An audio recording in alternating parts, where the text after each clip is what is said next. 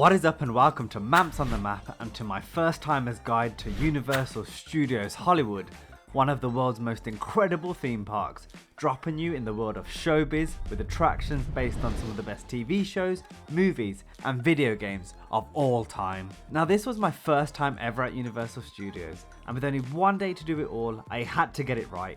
I couldn't leave the park having not experienced it all, and I managed to do everything on my Universal bucket list. But there was a method to the madness, and planning was key. So this guide is going to have it all, from answering the age-old question, is the Express Pass worth it, and what are the best rides, to discussing how to use the Universal Studios app to get the most out of your day, as well as some foods that you gotta try, and other foods that you need to avoid. There's also going to be some tips sprinkled throughout, which are guaranteed to prepare you for the time of your life. So one of the things I was most worried about was how rammed the parks were going to be, and not being able to ride everything. And I'm from the UK, so coming to Universal Studios was a once in a lifetime kind of vibe. Mans just can't hop on an 11-hour flight every time he wants a butterbeer with the lads. I decided to ball out and purchase the Express Pass, Universal Studios version of a Fast Pass, because for me, time was ticking. And the rides, well, I needed riding. The Express Pass allows you to cut the lines and save some time, but it comes at a cost, a Harry Potter's vault in Gringotts kinda cost. And not only can it be used on the rides, but also the shows, giving you access to better seating and shorter wait times. Now depending on the day of the week and the time of the year, the Express Pass can cost roughly an extra £80 to more than £100, which is a lot given that in some cases, that's twice as much as the standard ticket cost. But was it worth it? Well, the answer to that is a resounding we managed to save a ridiculous 3 hours and 20 minutes by using the Express Pass. And later on in the video, when I go on to talk about the rides and attractions, I'll show you the standard wait times versus the Express Pass wait times, so you can get a more detailed breakdown. The only disclaimer with this is that I went midweek in March, so obviously if you go at peak times, it's going to be a different story with even longer Express Pass times. And that brings me nicely onto my first top tip. So the Express Pass can only be used once on each ride. So if the standard wait time is super short, don't use the Express Pass, because then you can re-ride later with the Express Pass. See, your boy's got your back with these bad boy tips. There's also an unlimited version of the Express Pass, which gives you infinite use of the pass for that day, but that's bucks. Ain't nobody got time for that. Now Super Nintendo World, being the newest land, is easily the busiest area of the park because it's, well, Super Mario, everyone's favourite plumber. It's a me, Mario. For those without Express Pass, as soon as you enter the park, log into the app, because this is where you'll access the virtual queue to Super Nintendo World. Yes, you need to enter a virtual queue to even enter the Mushroom Kingdom. The benefit of having the Express Pass is that you don't need to join the virtual queue, so you can just stroll in one time during your day at the park. However, if it's not a busy day at the park, there will be no virtual queue, and you're free to enter and leave Super Nintendo World as many times as you like. So for me, when I went, the Express Pass wasn't really any use for Super Nintendo World. Oh, and even though the Express Pass can get you into the world, it can't be used on the Mario Kart ride, so you gotta queue like everybody else, buddy. Speaking of the Universal Studios app, this is a must-have since it allows you to access your tickets, look at restaurants as well as their menus, but probably the most important thing is checking the map and ride wait times. And although it doesn't show Express Pass wait times, if the standard wait time's short, you're kinda gonna know that the Express Pass time will be even shorter. Another one of my top tips is to use the app to see which rides and attractions are going to be the busiest at the time of your visit. What I mean by this is that a week before I went, I checked the app to see what the wait times were like. For example, the Simpsons Ride had a wait time of 45 minutes compared to Kung Fu Panda, which was 15 minutes. This helped me plan my attack when it came to getting on the most poppin' rides. Now before I come on to the themed lands, rides and attractions, I just wanted to talk about how those with young children can avoid those long tin queues through something called the Child Swap program, which is kind of like the Express Pass, regardless of if you have it or not. In essence, if you're with children or with another group who has children, what you can do is ask the Universal attendant at the entrance to the ride for a child pass, avoiding the need to queue twice. So let me give you an example. So me and Mrs. On The Map went with my brother and his family, which included my 1-year-old nephew. So before we queued, we asked for a child swap pass. Me and Mrs. On The Map then queued and went on the ride, whilst my brother and his family waited. Once we were done, we looked after my nephew, whilst my brother and his wife got to ride via the Express Pass queue. Now because we all had Express Pass, it wasn't majorly advantageous, except for the Mario Kart ride, since you can't use Express Pass on it. But if you don't have Express Pass and are with children, this is a wicked way to avoid spending the whole day in the dreaded theme park queues. So now let's talk about rides and attractions. Universal Studios is split into an upper lot and lower lot with a 10-minute-ish escalator separating the two areas. Regardless of if you do the upper or lower lot first, I'd say do everything in one area before going to the next, because it's a lot of walking and time spent on an escalator, wasting valuable time. So let's start with the upper lot, where on entering the park and after a short walk through the Hollywood themed streets, you'll reach the Secret Life of Pets and Minion Mayhem rides.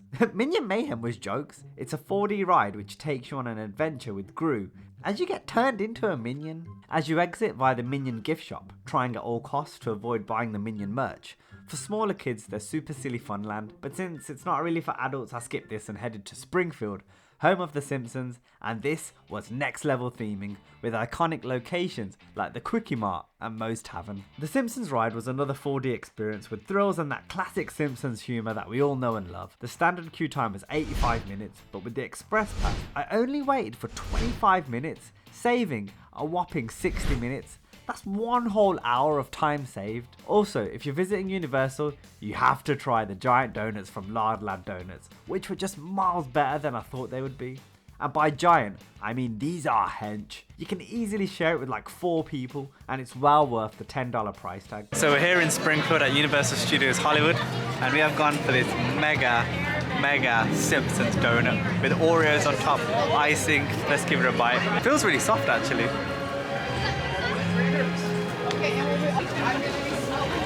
That is seriously good, man. Look at that Oreo crumble on top. I thought it'd be dry and stale being at a theme park, but it's delicious. A banging donut. As for the fast food here, I hate to break it to you, but it was shocking. Like some of the worst theme park food I've ever had. I hit up Krusty Burger, but I didn't expect my food to be hella crusty. I got the Sideshow Bob footlong, or as I like to call it, the hella crusty dog. Just straight up, avoid this at all costs. I don't know how you can mess up a hot dog with chili, cheese and onions. The sausage looked like it'd been on a diet. It was bare skinny, the bread was hard and spongy, the chili lacked flavour, and the cheese was nothing special. I also tried the fried chicken from Cletus's Chicken Shack, which was bare dry, the coating was bland, and it tasted like Cletus ran it over himself. Hey Brandine, I got me some roadkill. I'm sorry to disappoint, but I gotta be honest when there's something that doesn't taste nice. So if you want a bite to eat, avoid these menu items. The next attraction on this whistle stop tour of the upper lot was the studio tour, and this was incredible. Hands down one of the best things to do in the park.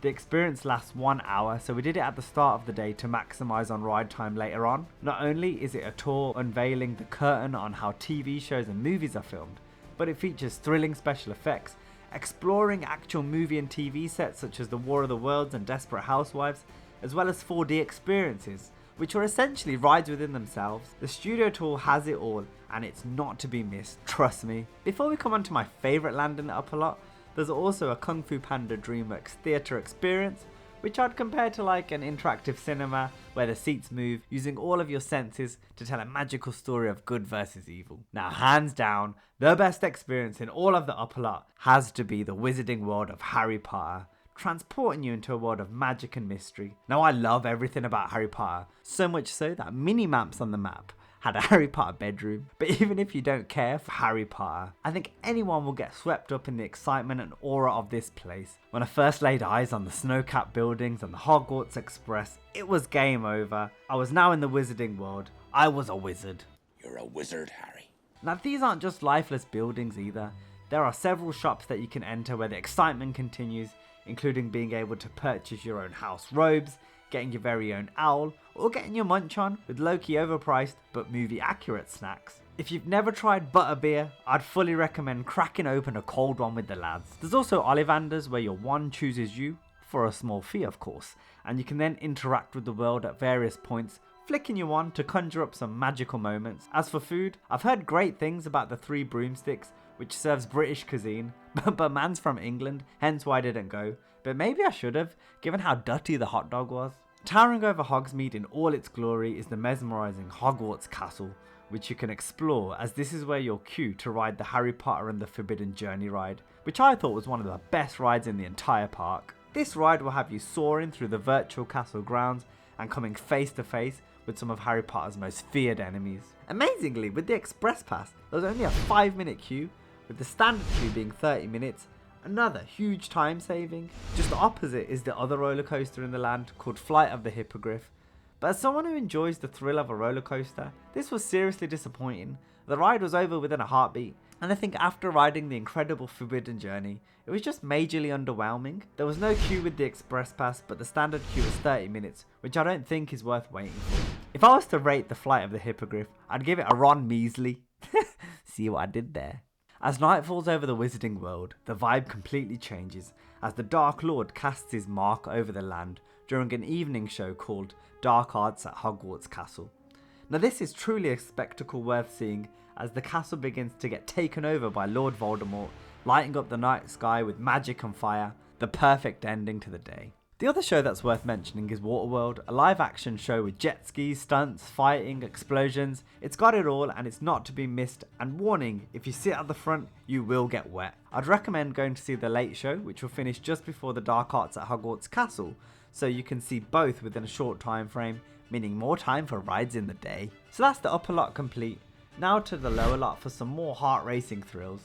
Connected by a 10-minute escalator, the lower lot has some of my favourite rides in the park, as well as the newly opened Super Nintendo World, which we'll come on to a bit later. The Jurassic World ride feels a bit too real as you come face to face with multiple dinosaurs in one of the most immersive water rides I've ever been on, with the start and end having some incredibly memorable moments. There's also a chance of possibly getting drenched, so activate poncho mode if you've got one, or prepare to embrace the elements. The Express Pass came to the rescue with a 0-minute wait time versus the 25-minute standard wait. Heading forward in time from dinosaurs to ancient Egypt, the Mummy ride is OG Universal Studios and brings back memories of the movies in easily the scariest ride in the park. With this one, all I'm gonna say is, I hope you ain't scared of the dark. Again, a 0-minute wait time with the Express Pass for this one compared to the 30-minute standard wait. We'd be saving bare time up in here. The Transformers ride is another classic, and this is a madness. You legit feel like you're in the movie, rolling out with the Autobots to stop the Decepticons from taking the Allspark. This ride combined the realism of a 3D show with the speed of a roller coaster, and it's a must do when visiting Universal. I think maybe because we did the lower lot in the afternoon, the queues weren't as long, so this was another 0-minute Express Pass thing as opposed to waiting 30 minutes in the standard queue. And now for the moment you've all been waiting for, the newest addition to the Universal Studios family, Super Nintendo World. Now this one hit different for me, since I grew up playing Mario from the days of Super Mario Land on my hella thick Game Boy, all the way to playing Super Mario Odyssey on my Nintendo Switch, so going through the iconic green pipe into Super Nintendo World feels like you've legit transported into the Mushroom Kingdom. It straight up looks like a level from the game, I'm not even joking, with floating coins, spinning shells, question mark boxes and piranha plants, not to mention the throwback to Super Mario 64 with the paintings. It was just special. If you're interested and willing to pay up, the land is actually interactive, as you can purchase a wristband allowing you to interact with different parts of the world, such as hitting blocks to collect coins. I just wish the land was bigger because it's pretty busy even on a quiet day. On busier days you'll need to queue with the virtual line system on the app. There's also the Toadstool Cafe, which needed a reservation when I went. And that brings me nicely onto my opinion, the best ride in the entire park, Mario Kart Bowser's Challenge. I've never experienced anything like it. It's the closest thing you'll get to being in Mario Kart, and the technology used to create something like this is mind-blowing. Even the queuing area is worth seeing as it weaves throughout Bowser's castle. For the ride itself, you sit in a moving cart and wear visors which use augmented reality to display weapons, opponents and the coins you've collected as you steer and shoot your way through different Mario Kart courses, trying to take first place. The only downside to the ride is that it's not without its problems, as they had to close the ride due to technical issues, which was really frustrating when we had already queued for over an hour. You also can't use the Express Pass on this ride, but you can use the Child Swap Pass. And that's the lower lot complete. From all the adrenaline, you're bound to be hungry, so if you ain't feeling the theme park food, there's also the Universal CityWalk, which has plenty of bars and cheaper eats, including KFC, Pizza Hut and Panda Express. And that concludes my first timer's guide to Universal Studios Hollywood. It was an incredible day out, and if you're visiting LA, you gotta go. If you enjoyed the video, then you know the drill. Leave a like. Got any questions about Universal Studios? Then leave a comment or drop me a DM on Instagram. And before we drop the outro track, I just want to say thank you to everyone for supporting the channel, as we've now hit 1,000 subscribers. So stay tuned for more Manps on the Map. Until next time, peace!